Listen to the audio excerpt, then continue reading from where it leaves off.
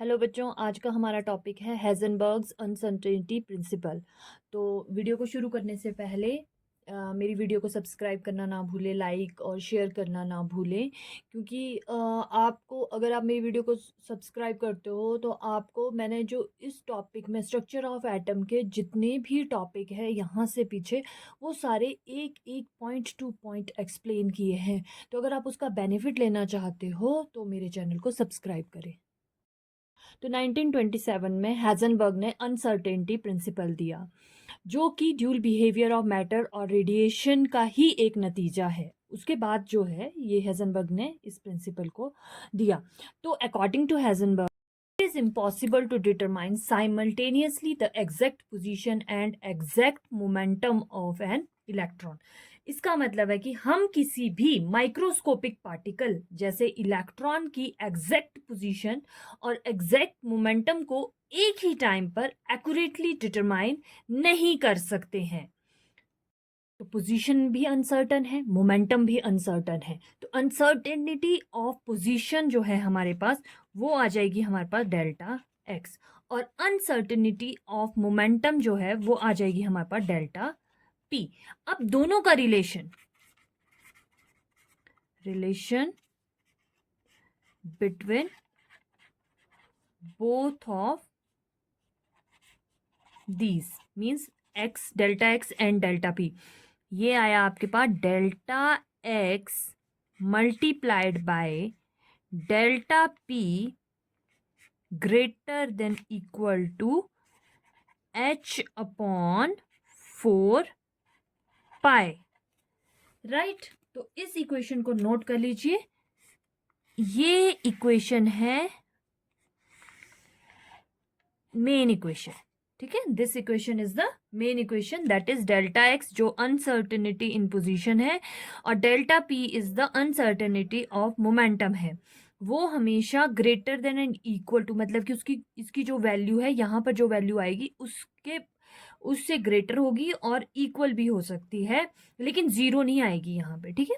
तो H upon 4 pi, तो this is the Heisenberg uncertainty equation जो है आपके पास आ चुकी है। आइए इसे एक्सप्लेन करते हैं। तो सबसे पहले हमें पता होना चाहिए मोमेंटम क्या होता है। मोमेंटम होता है P is equal to m into v, mass into velocity, ठीक है। अब अगर अनसर्टेनिटी की बात करें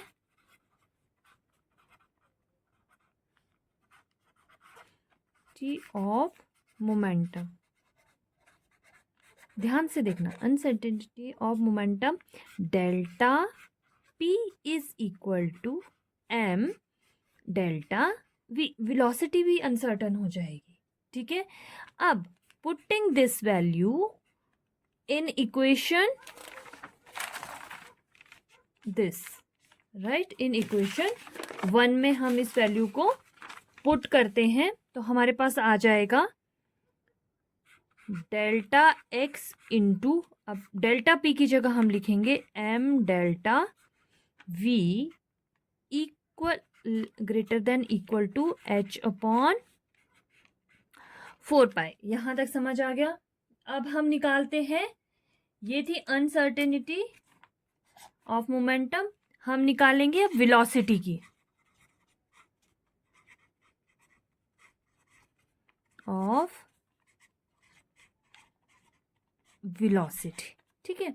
वेलोसिटी कहाँ है जी, यहाँ पे। अगर हमें वेलोसिटी की निकालनी है तो हम निकालेंगे डेल्टा वी, यहीं रहेगा, h अपॉन, ध्यान से देखना, 4 पाई, ये m और ये डेल्टा x इधर आ जाएगा, m डेल्टा x। क्या पता चला यहाँ से कि ये है जी अनसर्टेनिटी इन वेलोसिटी, ये है पोजीशन। तो अगर आप यहाँ से देखेंगे तो ये बिल्कुल क्लियर है कि आपके पास डेल्टा वी, ये समझाने के लिए, is inversely proportional to delta x. तो ये समझाने के लिए है, देखिए यहाँ से समझ आ जाएगा। इसका मतलब है कि अगर आप पोजीशन निकालते हो, मान लो पोजीशन बहुत ही छोटी है आपके पास, तो वेलोसिटी, पोजीशन कम है और वेलोसिटी तब आपके पास ज़्यादा हो जाएगी, ठीक है।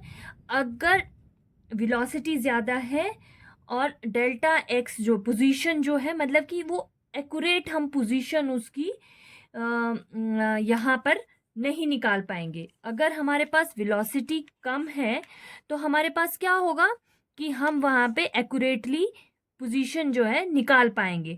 तो more accurate position, less accurate velocity. अगर पोजीशन को मोर एक्यूरेट निकाल रहे हैं, देखो यहाँ पर क्या हुआ कि हमारे पास पोजीशन जो है, आपके पास पोजीशन की जो वैल्यू है वो कम आ रही है, तो एक्यूरेट आ रहा है हमारे पास। मान लीजिए हमने पोजीशन जो है वो एक्यूरेटली निकाल ली है, ठीक है, मोर एक्यूरेट पोजीशन, ठीक है। तो इसका उल्टा क्या हो जाएगा, लेस एक्यूरेट वेलोसिटी। कहने का मतलब है कि दोनों ही चीजें हम एक साथ साइमल्टेनियसली एक्यूरेट नहीं निकाल सकते। अगर एक चीज एक्यूरेट निकलेगी तो दूसरी जो है वो कम एक्यूरेट जो है आपके पास वो निकलेगी। और इसी को ही अनसर्टेनिटी प्रिंसिपल कहा जाता है कि अनसर्टन है एक पोजीशन, एक जो आपके पास वैल्यू है वो अनसर्टन। आपकी बुक में एक एग्जांपल दिया है, आइए उसको समझते हैं। देखो, थिकनेस ऑफ शीट, आपको क्या करना है इसमें कि आपको मान लो हमें एक पेपर की शीट दी है जिसकी थिकनेस हमें एक्यूरेटली मेजर करनी है, ठीक है। अगर इस शीट की जो थिकनेस है वो बहुत छोटी है, दैट इज 0.1 नैनोमीटर, तो हमें उसे मेजर करने के लिए ऐसा इंस्ट्रूमेंट चाहिए जिसमें बहुत ही स्मॉल यूनिट हो। मतलब कि जो 1 सेंटीमीटर वाला जो डिवीजन वाला जो रूलर है उससे तो हम इसको एक्यूरेटली मेजर नहीं कर सकते हैं, ठीक है। तो इसी के साथ हम लेते हैं इलेक्ट्रॉन को।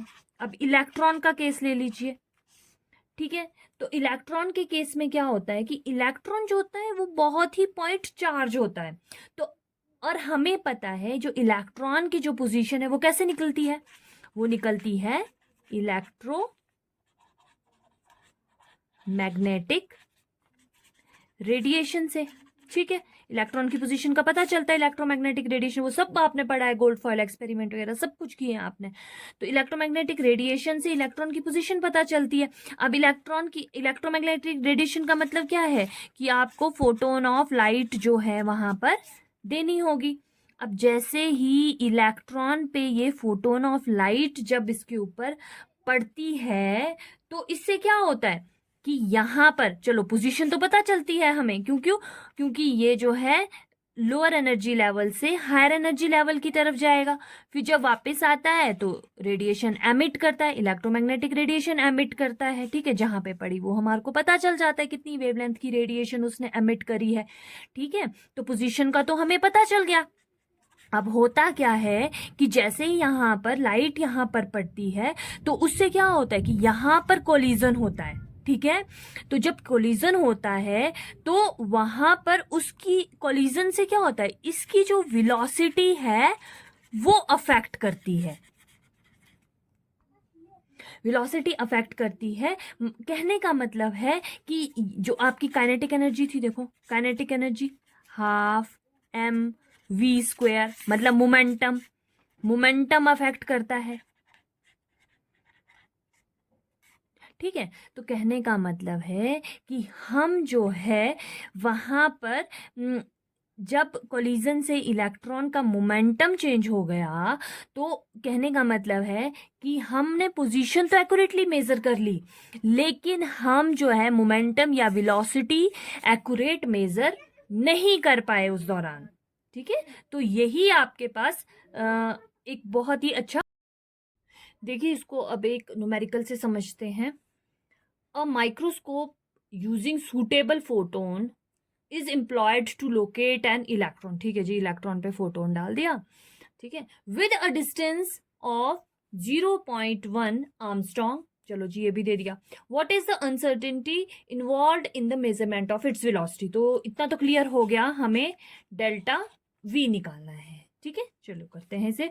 अच्छा, सबसे पहले तो हमारे को डेल्टा वी हमें क्या पता होना चाहिए, एम पता होना चाहिए, पोजीशन पता होनी चाहिए, ठीक है। बाकी तो वैल्यूज हमारे को दी है, ओके। चलो सबसे पहले तो मास ऑफ इलेक्ट्रॉन लिख लेते हैं जी, क्योंकि ये इलेक्ट्रॉन है तो ये तो हमें पता है मास ऑफ इलेक्ट्रॉन कितना हुआ 9.11 इंटू 10⁻31। ठीक है जी। अब चलते हैं डिस्टेंस पोजीशन की बात करते हैं, डेल्टा एक्स की बात कर रहे हैं। तो वो दिया है 0.1 आर्मस्ट्रॉन्ग। तो पहले तो इसको चेंज करना पड़ेगा मीटर में, तो ये आएगा 0.1 इंटू 10⁻10 मीटर। लो जी, ये भी हो गया हमारे पास। ठीक है, अब हम डालते हैं formula delta X delta P H upon 4 pi. तो क्वेश्चन में हमें विलोसिटी मतलब कहाँ से निकलेगी, मोमेंटम से, delta P equal to M delta V. ठीक है, तो यहाँ पे पुट कर देते हैं delta x into M delta V equal to H upon 4 pi. अब क्वेश्चन में हमें क्या निकालना है जी, वेलोसिटी।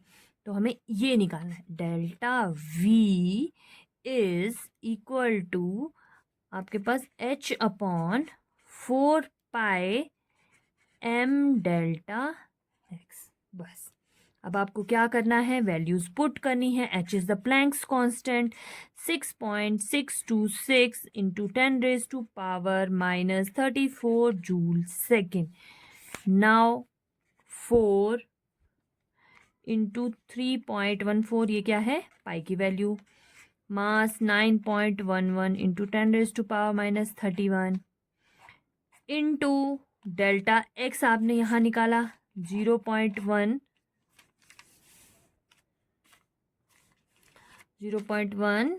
इंटू 10⁻10।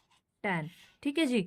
अब ये सॉल्व करके देखिए, ये क्या है आपके पास 5.76 इंटू 10⁻6 मीटर पर सेकेंड। अब आपको क्या बात पता चली, हमें पता चला, ये देखो वेलोसिटी कितनी ज्यादा है, वेलोसिटी डेल्टा वी ज्यादा है तो उसकी पोजीशन क्या है, अनसर्टन। ये देखो पोजीशन क्या है आपकी, मास, ये देखो यहाँ पे पोजीशन कितनी कम है उसकी, 0.1 इंटू 10⁻10। तो यहाँ से हमें पता चलता है कि इसमें जो है, अगर आप वेलोसिटी निकाल रहे हो तो आपकी जो पोजीशन है वो अनसर्टन होगी। अगर पोजीशन अगर आपकी जो, अब यहाँ पर क्या है, पोजीशन की वैल्यू बहुत ही कम है और वेलोसिटी की वैल्यू बहुत ज़्यादा आ रही है, तो ये क्या आ गई आपके पास, अनसर्टेनिटी आ गई इसमें। ठीक है, तो सिग्निफिकेंट है यहाँ पे, अनसर्टेनिटी इज सिग्निफिकेंट। अब एक और एग्जांपल है जो आपका मैक्रोस्कोपिक ऑब्जेक्ट के लिए है। तो यहाँ पे मैक्रोस्कोपिक ऑब्जेक्ट है गोल्फ की बॉल, और उसका मास दिया है आपको 40 ग्राम और स्पीड ऑफ 45 मीटर पर second. If the speed can be measured with accuracy of 2% की एक्यूरेसी दी है, तो calculate the uncertainty in the position. ठीक है, तो पोजीशन डेल्टा एक्स निकालना है, ये हमें क्लियर हो चुका है। तो जो जो चीजें पहले दी है वो हम लिख लेते हैं।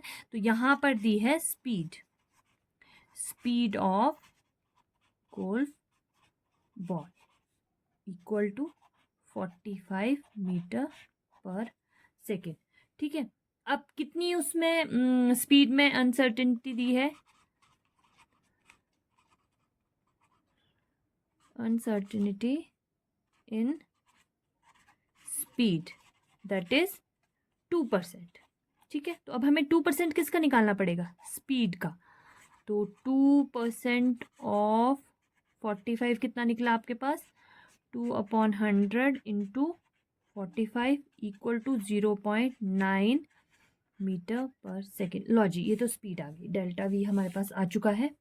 ठीक है, अब हम डेल्टा एक्स निकालना है हमें, delta X delta P equal to H upon 2 pi. अब थोड़ा सा कंफ्यूजन है, मोमेंटम तो दिया नहीं है, वेलोसिटी दी है और हमें क्या दिया है,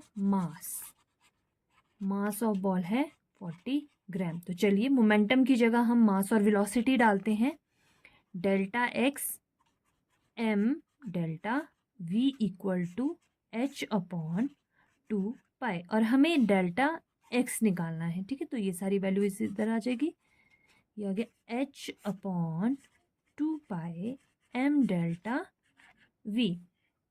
राइट, बहुत इजी है। एक बार आपको फॉर्मूला समझ आना चाहिए, फिर ये आसानी से क्लियर हो जाता है। फिर तो क्या वैल्यूज़ पुट करनी है। डेल्टा एच प्लैंक्स कांस्टेंट है और ये आ गया 34 माइनस, और ये आ गया 4 इंटू 3.14, ये पाई की वैल्यू आ गई। मास इसका 40 आ गया। अच्छा ग्राम है, किलोग्राम में भी तो चेंज करना है, तो ये आ जाएगा आपके पास 40 इंटू 10⁻⁻3। ठीक है, तो ये आएगा 40 इंटू 10⁻⁻3 और इंटू 0.9। ठीक है, तो जब हमने इसको कैलकुलेट किया तो देखो कितना नेग्लिजिबल, कितना कम आ रहा है हमारे पास। पोजीशन देखो, पोजीशन हमारे पास बहुत ही निग्लिजिबल जिसको बोलते हैं, जीरो ही समझ लो, माइनस में कहाँ जा रही है इसकी। ठीक है, तो ये हम बोल सकते हैं कि डेल्टा एक्स जो है वो प्रैक्टिकली जो है हमारे पास जीरो या नेग्लिजिबल आ रहा है। तो यहाँ पर आप एक चीज़ कह सकते हो कि जो आपके पास मैक्रोस्कोपिक जो मतलब जो आपका ये अनसर्टेन हेज़नबर्ग ने जो ये प्रिंसिपल दिया है, ये क्या बोल रहा है? ये बोल रहा है कि जो मैक्रोस्कोपिक ऑब्जेक्ट जैसे इलेक्ट्रॉन वगैरह हैं, उनमें